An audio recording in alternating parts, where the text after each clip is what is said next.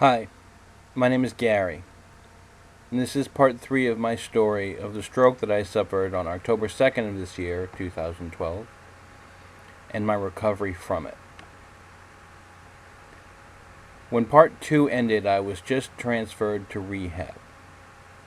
Now, rehab isn't exactly what you think it is. Rehab, it's still very much a hospital setting.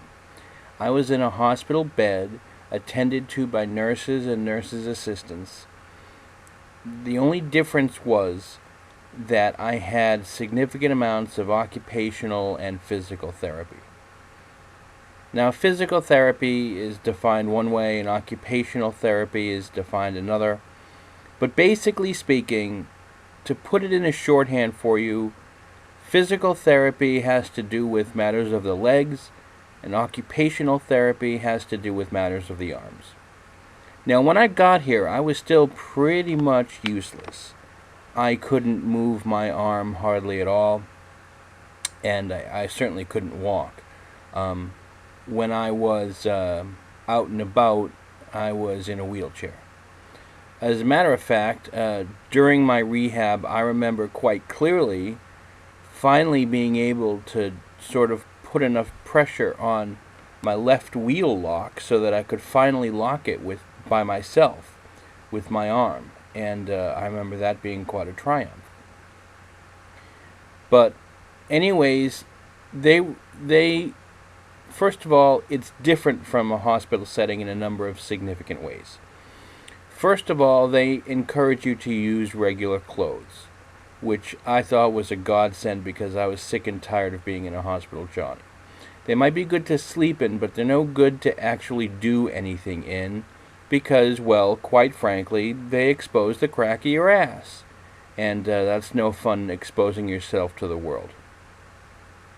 So my wife brought in a bunch of clothes for me, a bunch of comfortable shirts, a bunch of sweatpants. There was no real danger of anything not fitting me, being too close-fitting to fit, because at this point I had lost a fair amount of weight while I was in the hospital. In fact, well, I'm not a small man. I came into the rehab unit. They weighed me the minute I got there. I came in at 262. I've lost about 10 pounds since then, but that was probably 10 or 15 pounds lower than I had been. So anyways, they brought me to, the various tools of physical and occupational therapy, like a rail. They had me stand up and, holding on to a rectangular rail, walk around it. And that was the first time that I was able to actually use my legs in any sort of self-sufficient way. That was quite a thing. They also, occupationally, one of the most important things they had you do was they had you shower in the morning. And that's not the easy thing you might think it is when you can't walk or stand. I used a shower chair and a wheelchair, and I needed assistance, during which people were able to, view my naked ass at any time they wanted to. I remember quite clearly during my rehab not being able to put on my shirt by myself, needing help to do that. Not being able to put on my socks by myself. Some part way through my rehab, when I thought that I had sufficiently recovered my faculties to do that, I remember being very disappointed that I could not put my socks on by myself. And I remember thinking, well, maybe tomorrow. But the thing is that one day I was able to do it, because the rehab that they put me through, and they put me through 3.5 hours of rehab every day. And a lot of it was really strenuous, especially the arm stuff. It started paying off. It really did.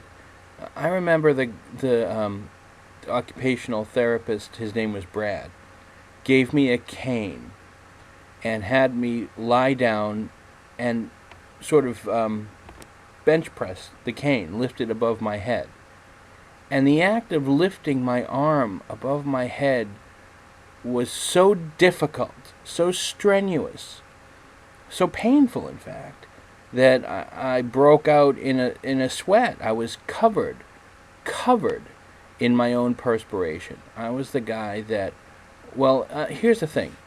They had me do things and then they said, okay, take a rest. And I wanted to get better. I didn't want to be coddled in any way. So I kept saying, I'll rest later. I'll be fine. What's next? And they would constantly tell me, no, you gotta rest. And I kept saying, I only have an hour and a half with you. I gotta do this. Come on, what's next? So I was the guy that wore the towel around my neck because I was just sweating, because it was like a real workout. And I was making pretty good progress. I was making progress that really pleased people. And before too long, I was able to do things like manipulate a deck of cards, for example. Here's a funny story. One of the occupational therapists gave me a deck of cards and had me flip them back and forth just to see if I could, which in fact I could. The first time I flipped them, 1, 2, 3, 4, 5, boom, I flipped a straight. I was astounded, and I told her so. That's a straight. And I flipped another 5, 1, 2, 3, 4, 5, and I flipped another straight. I didn't know what the hell was going on. Flipped another 5, 1, 2, 3, 4, 5, and that was 2 pair. I thought, oh my God, this is the most incredible coincidence I had ever seen in my entire life. Until I finally came to the realization that it was a pinochle deck that only had the cards 9 through ace. So not flipping either 2 pair or an ace, or a straight I should say, was almost impossible to do. So anyways, there came a point where I was doing things like, they gave me a walker, and I started sort of walking clumsily with a walker, and I viewed that as being quite a thing. To be upright and walking around, however assisted, was a very important thing to me, and it represented to me the culmination of some pretty hard work. Just to backtrack a little bit, I got there around October 12th, and I was assigned a discharge date of the 31st. So I was going to spend however long that is, 19, 20 days, somewhere around there, doing rehab. And in that time, I was able to get my arm strength back. I was able to get grip and strength in my grip. I was able to lift my arm above my head without a problem. I was able to shower in the morning completely without assistance, and that means getting in, getting out, drying off, getting dressed. And the occupational therapist just sat there and watched TV while I was in the bathroom showering, which I thought was great. It was a real blow for independence. It was quite a thing, because I really gave it everything I had, because I knew that I was not going to get better without hard work. If I half-assed it, if I stopped working when they turned their head, for example, I was only cheating myself. And so I attacked this work with a fervor that was uncharacteristic in my life, quite frankly. I've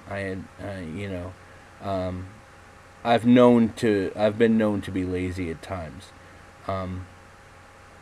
Anyways, this is part 1 of my rehab, which is actually part 3 of the whole thing.